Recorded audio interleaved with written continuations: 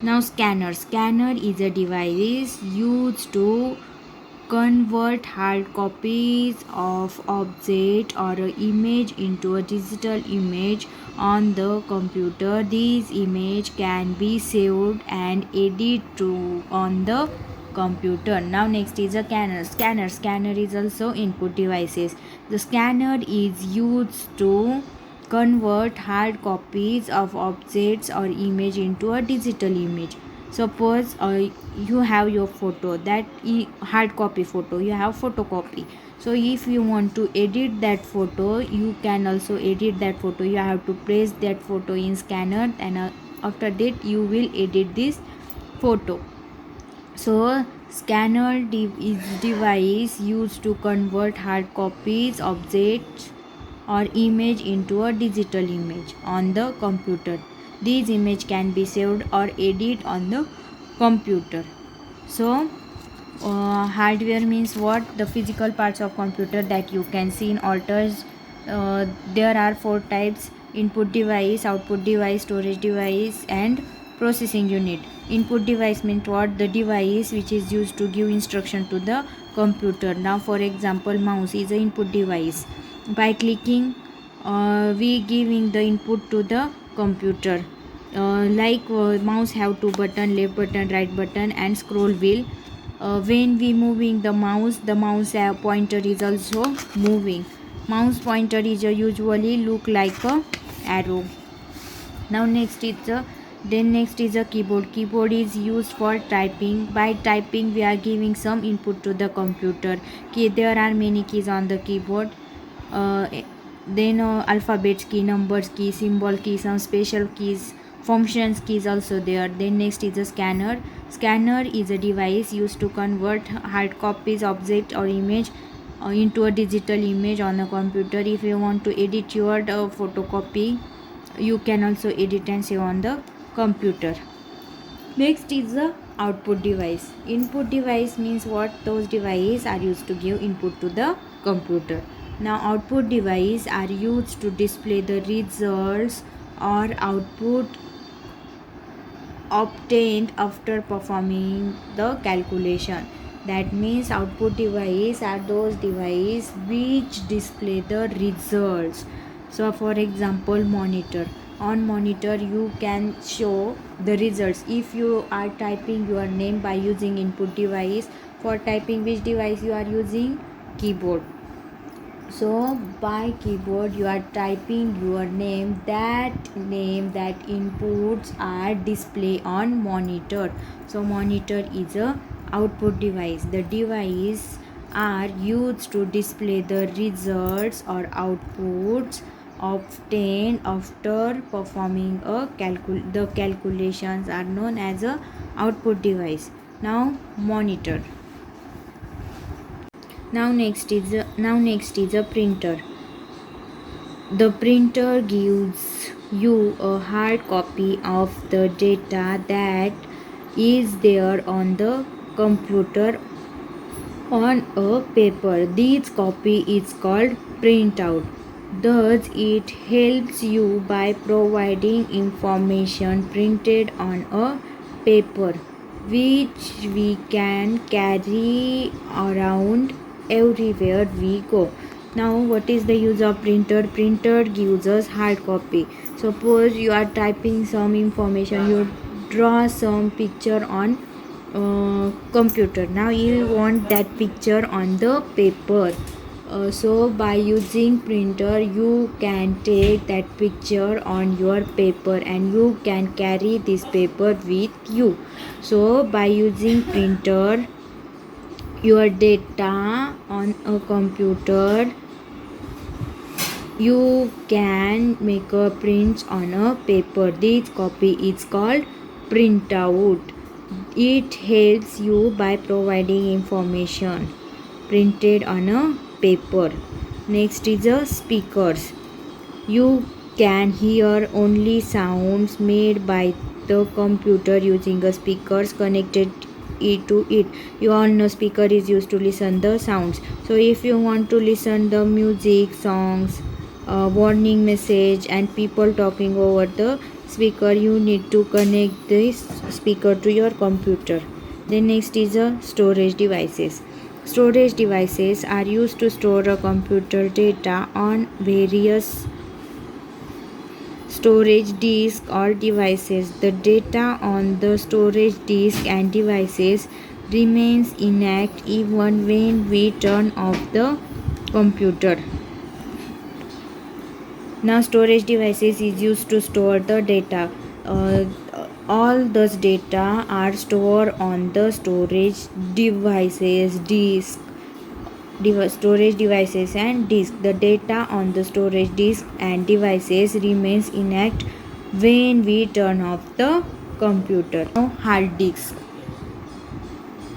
Hard disk is a storage device that is fixed on hard disk drive inside of the computer cabinet. It stores all the data that we require while working on the computer. The amount of data that a hard disk can be stored is measured in terms of gigabytes. In case of computer failure, all the data on the internal hard disk will be lost. Now hard disk is a storage device that is fixed on the hard disk drive inside a computer cabinet. Inside the computer cabinet, hard disk drive is placed. It stores all the data that we require while working on the computer. All those data we require when we are working on computer, those data are stored on hard disks. The amount of data that a hard disk can store measured in terms of gigabyte. Those data are stored on hard disks that is measured in gigabyte. Suppose now see, we are measure water in liter, milk in liter, then we are counting some cloth material in meter. So the data which are stored on hard disk that measured in gigabyte, which is also known as GB. In case of computer failure, all the data on the internal hard disk will be lost. If your computer will be get fail, your computer will be get damaged. So all the data on the internal hard disk will be lost. Now next is the CD-ROM. CD-ROM is used to read the data stored on the CD. CD-ROM, which is used to read the data. Full form of CD is compact disc read only memory. Compact disc read only memory. CD-ROM is used to read the data stored on the CD or write data on it. For that we need insert the CD into the CD-ROM drive. After completing the task, it can then be removed from the drive. The CD-ROM is used to read the data stored on the CD or write data on it. CD-ROM is used to read and write the data. If you want to read and write data means what information. Suppose if you want to store your images on the CD, so you can store your photo images on the CD. That means you are writing some data on it. And if you want to see the movies which is already stored on CD, that means you are reading the CD. For that we need to insert the CD into CD-ROM drive. If you want to read and write CD, that means if you want to watch movies which is stored in CD, or if you want to save some movie or some pictures in your CD, for that first you need to insert the CD into CD-ROM drive. After completing the task, it can then remove from the drive. After completing your task, you can remove your CD. Now next is the processing device. That are device that receive input from the user, process it, and provide the user with the output. Processing device means what? It receives the input from the user, process on that data, and then provide the output. First is motherboard. A computer cabinet has a motherboard inside it. It holds and connects all the important components inside it.